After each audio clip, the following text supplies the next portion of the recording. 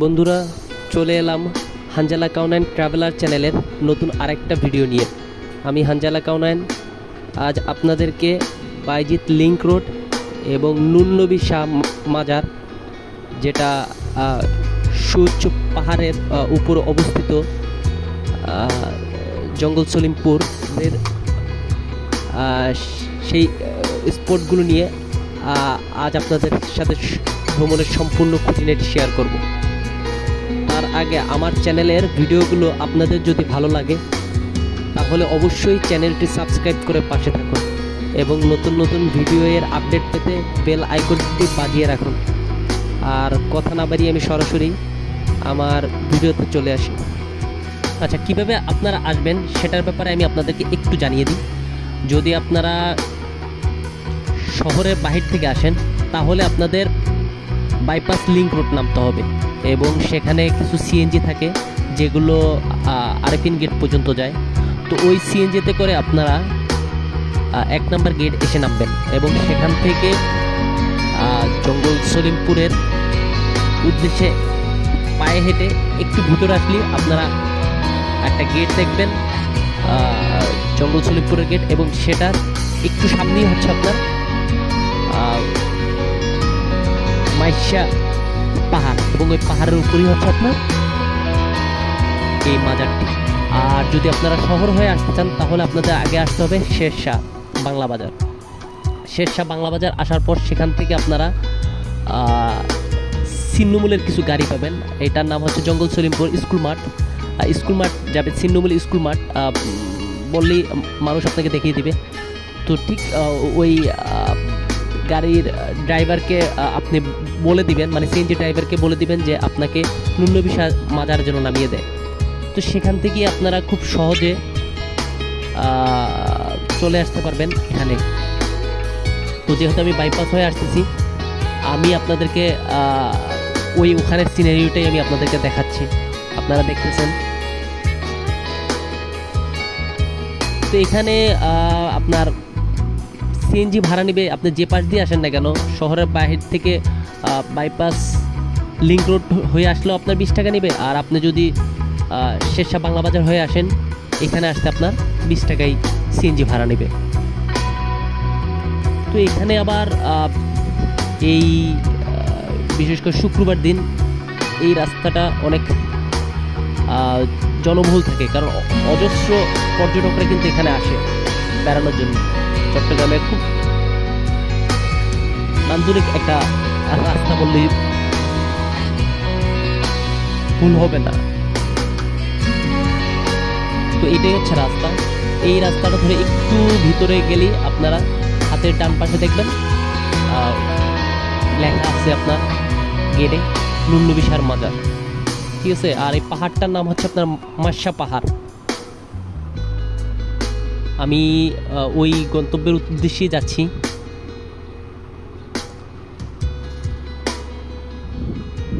শাহ মাজার, এই আমরা আপনাদেরকে মেইন যে গেট, আমি ওই গেটটা আপনাদেরকে একটু দেখানোর চেষ্টা করতেছি। আপনারা দেখতেছেন এখন আমি আস্তে আস্তে উপরের দিকে উঠতেছি। তো আমি চেষ্টা করব আসলে পুরো ভিউটা আপনাদেরকে দেখানোর জন্য, কারণ এখানে আসলে প্রকৃতিটা অসাধারণ এক রূপ ধারণ করে। যদি আপনারা উঠেন এবং যদি প্রকৃতি প্রেমী হন তাহলে আপনারা পুরো প্রকৃতিটাই আপনারা কিন্তু উপভোগ করবেন। তো আমি সিঁড়ি বেয়ে আস্তে আস্তে উপরের দিকে উঠতেছি, আপনারা দেখতেছেন। তো এর সামনে অবশ্যই একটা কুকুর ছিল আমার, তো আমিও উপরে উঠতেছিলাম, কুকুরটা উপরে উঠতেছিল। তো জিনিসটা অনেক ইন্টারেস্টিং ছিল। সেটা মানে পুরো সিঁড়ি পুরো পথ উঠে নাই, মানে একদম উপরে একটা পাশ দিয়ে এটা আবার বাহিরে চলে গেল।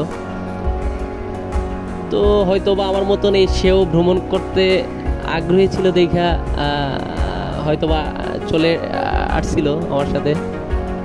আমি তার ঠিকভাবে কেয়ার না করার কারণে সে হয়তো বা চলে গেছে। যাক, কুকুর হচ্ছে অনেক বিশ্বস্ত একটা প্রাণী, যারা পালে তারা বলতে পারবেন। আচ্ছা, আপনারা দেখতেছেন এখানে আসলে মানে এই রাস্তাটা কিন্তু বেয়ে ওঠার পর আপনার কিন্তু শরীরটা অনেক ক্লান্ত হয়ে যাবে। আমি যেমন উপরে ওঠার পর কিন্তু আমার থেকে প্রায় না হলেও 15 থেকে 20 মিনিট পর্যন্ত বসে থাকা লাগছে। তো চলে আসছে আমরা উপরে। দেখতেছেন আমি যে যে দিকে যাচ্ছি, এই যে সামনের যে যেটা দেখা যাচ্ছে এটাই হচ্ছে নুন নবী শাহর মাজার।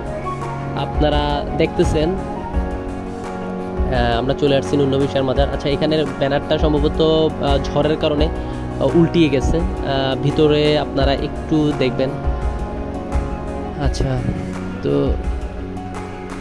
আমি পুরো প্রকৃতিটা দেখানোর চেষ্টা করতেছি। আচ্ছা, এটা সামনে এটা হচ্ছে উজুখানা, আপনারা খেয়াল করতেছেন, দেখেন সামনে মানুষ এখানে উজু করে। তবে এখানে পানির লাইন না থাকার কারণে এখন বর্তমানে আপাতত এটা বন্ধ আছে। এখান থেকে আপনারা লিঙ্ক রোডটা হয়তো খেয়াল করতেছেন, দেখতেছেন তো, মেঘলা পরিবেশ, খুব সুন্দর মনোরম একটা সিনারিও। তো আমি চেষ্টা করছি আসলে যতটুকু সম্ভব আপনাদেরকে দেখানোর জন্য। আর বিশেষ করে যেহেতু এটা বর্ষার সিজন, তো ওই হিসাবে আসলে মানে প্রকৃতিটা অন্যরকম একটা রূপে সেজে আছে, আপনারা দেখতেছেন হয়তো। আচ্ছা, এটা হচ্ছে ওঠার সময় এই রাস্তার দিয়ে যখন উঠবেন তখন কিছু ফ্ল্যাগ দেখবেন, মানে এটা হচ্ছে মাজারের স্থানটাকে নির্দেশ করার জন্য এই ফ্ল্যাগগুলো দেওয়া হয়েছে।